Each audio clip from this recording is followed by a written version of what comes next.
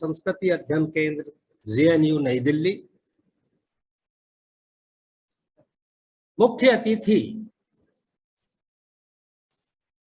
माननीय श्रद्धास्पद गुरुवर प्रोफेसर रामकिशोर शास्त्री जी इलाहाबाद और विशिष्ट वक्ता प्रोफेसर उदयनाथ साहू जी, प्रसिद्ध उड़िया साहित्यकार एवं आलोचक, भारतीय भाषा साहित्य एवं संस्कृति अध्ययन केंद्र जवाहरलाल नेहरू विश्वविद्यालय नई दिल्ली, और इस सेमिनार से जुड़े हुए समस्त सुधीजन, रिसर्च स्कॉलर्स, पार्टिसिपेंट्स, आप सभी का राजस्थान के सिंहद्वार अलवर से महाराज भर्तृहरि की तपोस्थली के नाम से विख्यात इस अलवर शहर से आप सभी के प्रति मैं अपना आभार और आपका सबका अभिवादन अभिव्यक्त करता हूं। आज का जो टॉपिक महात्मा गांधी और साहित्य प्रोफेसर उमेश कुमार जी ने रखा है और ये समीचीन है। प्रोफेसर ओम प्रकाश सिंह जी ने हिंदी साहित्य पर गांधी जी का कितना प्रभाव है, तमाम विख्यात कवियों के नाम परिगणित करते हुए प्रोफेसर ओम प्रकाश सिंह जी ने गांधी जी का साहित्य के प्रति लगाव और गांधी जी कैसे हिंदी साहित्य में उपजीव्य बन गए, इसको विस्तार से रेखांकित किया। प्रोफेसर उदयनाथ साहू प्रसिद्ध उड़िया साहित्यकार हैं। आपने उड़िया साहित्य और महात्मा गांधी का परस्पर क्या सरोकार है, कैसे गांधी जी ने उड़िया साहित्य को और उड़िया साहित्य ने गांधी जी पर क्या क्या चिंतन और लेखन किया है, इसको राष्ट्र के समक्ष प्रस्तुत किया। आदरणीय गुरुवर ख्यातनाम प्रोफेसर शास्त्री जी ने संस्कृत साहित्य में गांधी जी का क्या प्रभाव है, सैकड़ों महाकाव्य, नाटकों और साहित्यकारों का नाम लेते हुए, प्रमाण प्रस्तुत करते हुए अपना व्याख्यान प्रस्तुत किया। ऐसा लग रहा था हमारे संस्कृत में कुछ उपजीव्य महाकाव्य हो जाते हैं। मुझे लगता है कि वो महान आत्मा गांधी भी साहित्यकारों के लिए उपजीव्य हो गए। संस्कृत के साहित्यकारों ने, हिंदी के साहित्यकारों ने, बंगला के साहित्यकारों ने, गुजराती और उड़िया के साहित्यकारों ने, मैं समझता हूं सभी ने गांधी को आधार बनाकर उनके कृतित्व और व्यक्तित्व को रेखांकित करने का प्रयास किया है। शायद आइंस्टीन को यह कहना पड़ा कि भावी पीढ़ियां कैसे विश्वास करेंगी कि एक मांस और हाड़ का पुतला, लाठी और लंगोटी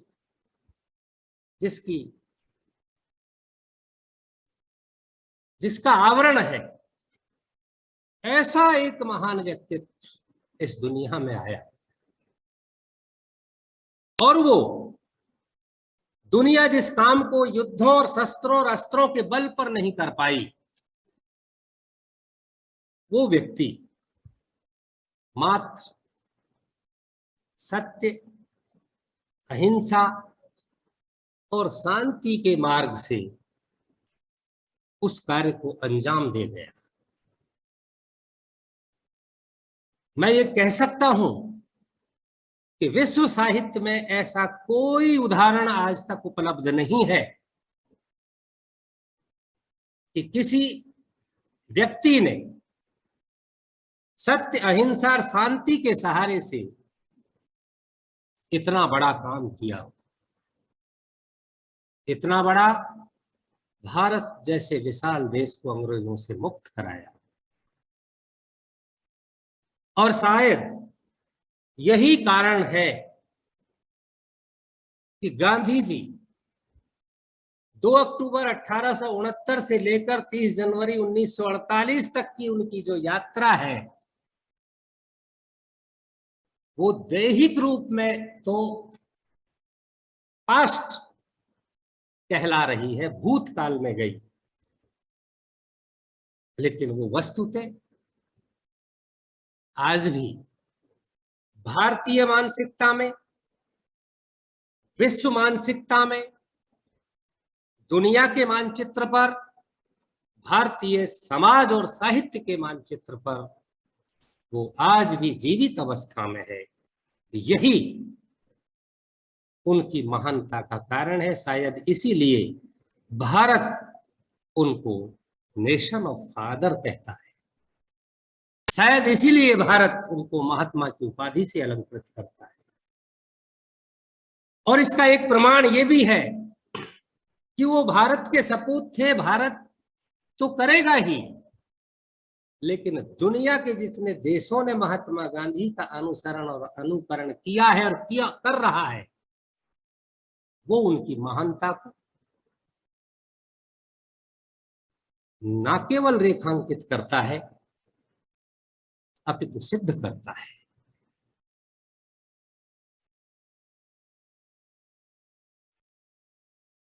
प्रसिद्ध उर्दू के साहित्यकार फैज अहमद फैज का एक शेर कहूं, पंक्तियां मुझे याद आ रही हैं। जिस शान से कोई मक्तल को गया, जिस शान से कोई मक्तल को गया वह शान सलामत रहती है। इस जान की कोई बात नहीं, ये जान तो आनी जानी है। और शायद यही राष्ट्रपिता महात्मा गांधी के जहन में रहा कि उन्होंने जो कुछ किया अमिट किया, जो कुछ किया समाज के हित के लिए किया।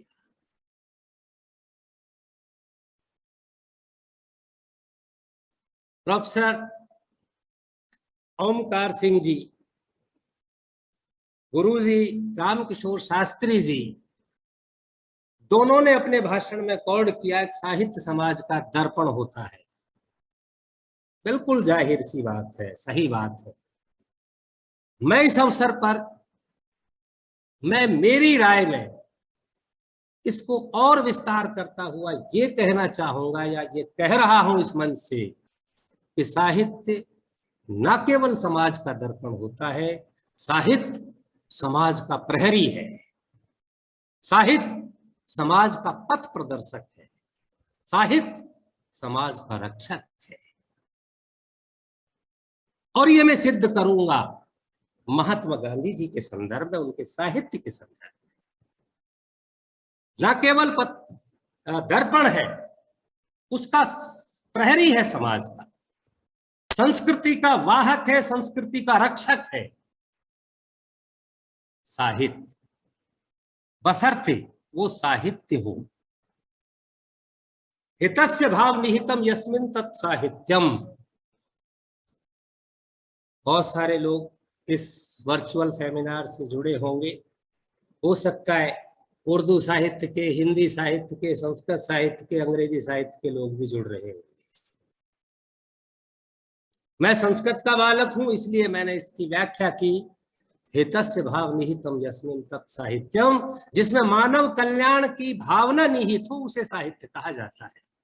मैंने थोड़ी देर अभी पहला वाक्य कहा था, बशर्ते साहित्य हो, तभी वो संस्कृति का वाहक है, तभी वो समाज का दर्पण है, वो समाज का रक्षक है, समाज का पथ प्रदर्शक है। और महात्मा गांधी के साहित्य में ये चीज मौजूद है। महात्मा गांधी जी ने जो साहित्य लिखा, लगभग 40 पुस्तकें गांधी जी ने लिखी। उनमें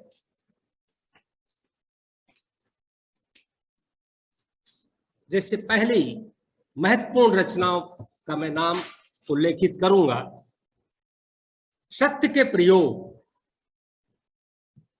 या आत्मकथा। दूसरी उनकी महत्वपूर्ण रचना है अनासक्ति योग। दूसरे शब्दों में कहें, गीता का अनुवाद उन्होंने अपनी भाषा में किया, अपने शब्दों में किया और उसको नाम दिया अनासक्ति योग। कर्मण्यवाधिकारस्ते मा फलेषु कदाचन। गीता में श्री कृष्ण ने कहा, हे मानव, हे अर्जुन, तेरा काम काम करना है, फल की इच्छा नहीं। शायद इसी तथ्य को विस्तार के साथ गांधी जी ने अपनी अनासक्ति योग पुस्तक में रेखांकित किया है, इसको व्याख्यायित किया है। एक पुस्तक है गांधी जी की सर्वोदय, उसमें वो लिखते हैं, सबकी भलाई में ही हमारी भलाई है। इसी में वो लिखते हैं, वकील और न्यायिक के काम की कीमत एक होनी चाहिए। गांधी जी लिखते हैं, वकील और न्यायिक के काम की कीमत एक हो। और तीसरी बात वो लिखते हैं, मेहनत, मजदूरी और किसान का जो जीवन है वही सच्चा जीवन है। जैसा पुस्तक के नाम से ध्वनित हो रहा है सर्वोदय, वो सबका उत्थान करना चाहते थे, सबकी भलाई करना चाहते थे। मेरे सपनों का भारत में उन्होंने लिखा, सांप्रदायिक एकता बहुत जरूरी है, धार्मिक सहिष्णुता बहुत जरूरी है, सर्व कल्याणकारी नई जीवन पद्धति बहुत जरूरी है और परिश्रम का बहुत महत्व है। इस बात को मेरे सपनों का भारत पुस्तक के माध्यम से उन्होंने व्यक्त किया। दुर्भाग्य है,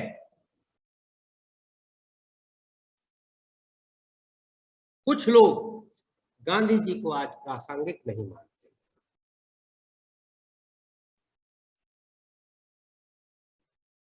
हो सकता है वॉल्टेयर ने कहा था, हो सकता है मैं आपकी बात से सहमत न हूं, लेकिन मुझे अपने विचार रखने की स्वतंत्रता तो है। सत्य तो अमिट होता है, उसको मिटाया नहीं जा सकता, काट्य होता है, अपरिवर्तित होता है। जब सांप्रदायिक एकता की बात गांधी जी करते हैं, धार्मिक सहिष्णुता की बात गांधी जी करते हैं, सर्व कल्याण की बात गांधी जी करते हैं, तो मैं नहीं मानता या मैं नहीं समझ पा रहा हूं कि वो अप्रासंगिक कैसे हो सकते हैं। वो तो भारत की आत्मा है, वो तो भारत का दर्शन है, भारत माता की, भारत देश की जो हमारी जो सनातन संस्कृति है, उसका बीज गांधी जी के विचारों में परिलक्षित होता है। विद्यार्थियों को संदेश में उन्होंने लिखा, हमारा धर्म अर्थात ड्यूटी, DUTY, इन 4 अक्षरों में समाया हुआ है, ना कि राइट, RIGHT, इन 5 अक्षरों में। अर्थात कहना चाहते थे, हमारी स्वदेशी भाषा हो, हमारी राष्ट्रभाषा हो, और जो धारण करने योग्य है, जो अच्छी चीजें हैं, वही भारतीय नागरिक की, दुनिया के नागरिक की ड्यूटी है, उसका कर्तव्य है। अंग्रेजी भाषा का गांधी जी ने उसके प्रचार प्रसार से, उसकी पद्धति से गांधी जी असहमत थे और उनका मानना था कि अंग्रेजी साहित्य ने हमारी जो सनातन संस्कृति थी उसको डाउन किया है। जो हमारे आचार और विचार, जीवन मूल्य थे, उनमें गिरावट लाने में अंग्रेजी पद्धति का बहुत बड़ा योगदान है। इसलिए वो कहते थे कि अपनी भाषा हो, अपनी राष्ट्रभाषा हो, स्वदेश की भाषा हो, उस पर उन्होंने बल दिया।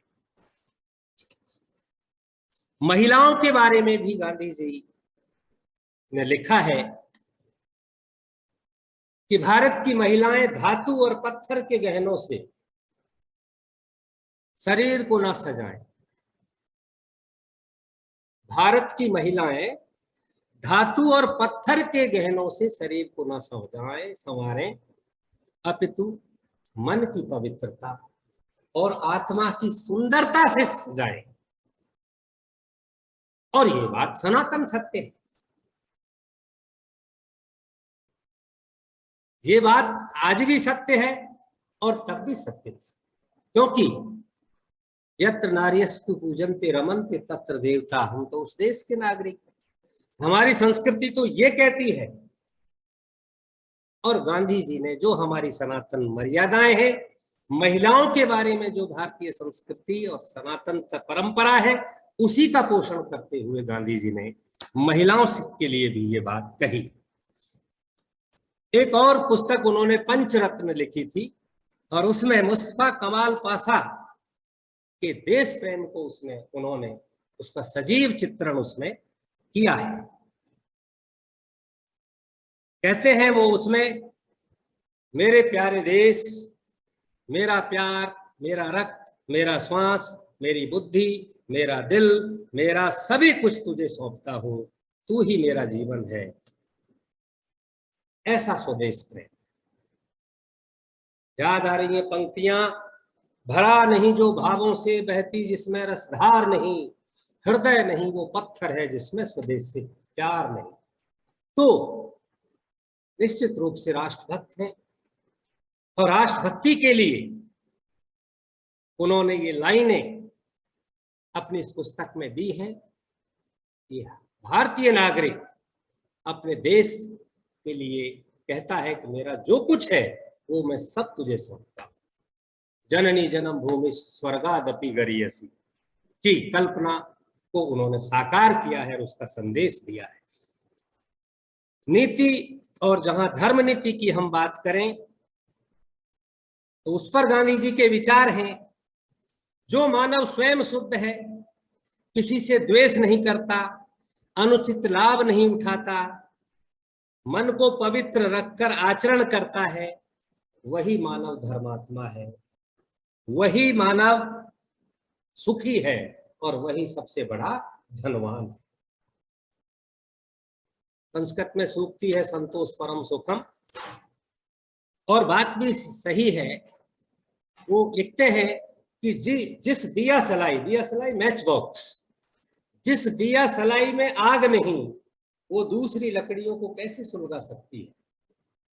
अर्थात वो ये कहना चाहते थे कि जो व्यक्ति स्वयं ही नीति का पालन नहीं करता, सदाचरण नहीं करता, वो दूसरे को क्या शिक्षा देगा।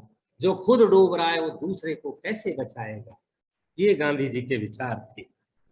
और इतना ही नहीं, वो गद्य लेखन तो उन्होंने किया ही, 40 किताबें उन्होंने लिखी, लेकिन वो पद्य लेखक भी थे। पद्य लेखन के बारे में मैं उनकी एक पंक्ति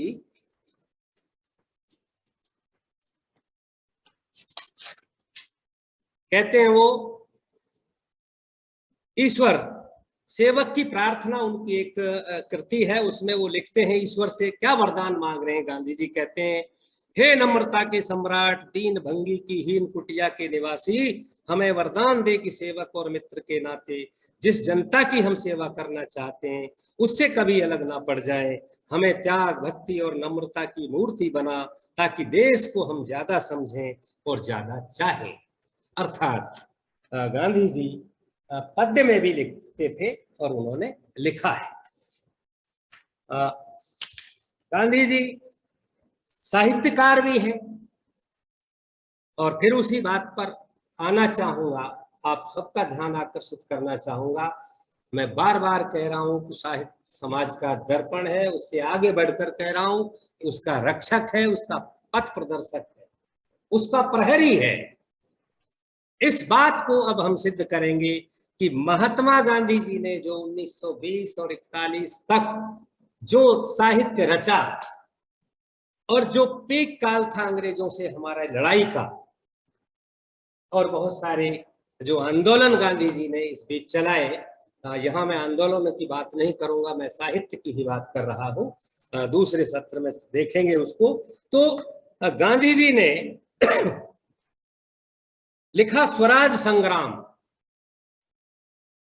इस पर ब्रिटिश हुकूमत ने 25 अगस्त 1930 को इस साहित्य को, इस पुस्तक को प्रतिबंधित कर दिया। स्वराज संग्राम को गांधी का चरखा 30 मार्च 1930 को प्रतिबंधित की गई। वंदे मातरम 9 दिसंबर 1930 को प्रतिबंधित की गई। महात्मा जी की पुकार 30 मार्च 1931 को प्रतिबंधित की गई। गांधी गौरव 9 दिसंबर 1931 को प्रतिबंधित की गई। महात्मा गांधी की आंधी 10 दिसंबर 1930 को प्रतिबंधित की गई। स्वराज गीतांजलि 21 दिसंबर 1931 को प्रतिबंधित की गई। सत्याग्रह की आवाज 10 दिसंबर 1930 को प्रतिबंधित की गई। सत्याग्रह आल्हा 1930 को प्रतिबंधित किया गया। गांधी संग्राम 9 दिसंबर 1941 को किया गया। राष्ट्रीय तरंग 30 मार्च 1931 को और विजय दुंदुभी 10 दिसंबर 1930 को प्रतिबंधित किया गया। ये कुछ उदाहरण ब्रिटिश हुकूमत के लिए गए कि गांधी जी का जो क्या कहूं, गांधी जी का जो रेला पूरा देश जिसमें झूम रहा था आजादी की लड़ाई में, और जो गांधी जी का साहित्य प्रकाशित हो रहा था, ब्रिटिश हुकूमत को उसे बंद करना पड़ा, प्रतिबंधित करना पड़ा। इससे सिद्ध होता है कि साहित्य समाज का रक्षक है, उसका प्रहरी है, उसका संदेशवाहक है, उसका सामाजिक दर्पण है। मैं निश्चित रूप से कह सकता हूं कि गांधी जी एक पूर्ण साहित्यकार थे, और साहित्य कहा ही उसे जाता है जो मानव कल्याण की बात करता है, मानव हित की बात करता है। गांधी जी का टोटली साहित्य मानव हित, मानव कल्याण के लिए समर्पित है। और ये बात मेरे से पूर्व वक्ताओं ने, मेरे सेशन के वक्ताओं ने आपके सामने सिद्ध की है कि कैसे गांधी जी को आधार बनाकर उड़िया में, गुजराती में, हिंदी में, संस्कृत में, मलयालम में, बांग्ला में लिखा गया। ये इससे सिद्ध होता है गांधी जी का साहित्य पर अप्रतिम प्रभाव पड़ा है, और तत्कालीन साहित्य का गांधी जी पर भी प्रभाव पड़ा है। हम निश्चित रूप से गांधी जी के ऋणी हैं, ऋणी रहेंगे, और असली उनके प्रति हमारी श्रद्धा नमन तब प्रमाणित होगा जब भारत देश का नागरिक गांधी जी के सिद्धांतों को मानेगा, उनके अनुकूल आचरण करेगा, तो निश्चित रूप से रामराज की कल्पना गांधी जी ने की थी वो साकार हो सकेगी। इस अवसर पर मैं इतना ही कहता हुआ अपनी वाणी को विराम देना चाहूंगा, और पुनः जीडी कॉलेज प्रिंसिपल साहब का, भाई उमेश जी का, और श्रद्धे गुरुवर शास्त्री जी का, ओमकार सिंह जी का, और साहू जी का, और समस्त सुधी जनों का मैं पुनः, आप सब लोगों ने इस सत्र में शिरकत की, अपना समय दिया, एतदर्थ आभार व्यक्त करता हूँ, अभिवादन व्यक्त करता हूँ। जय हिंद, जय भारत।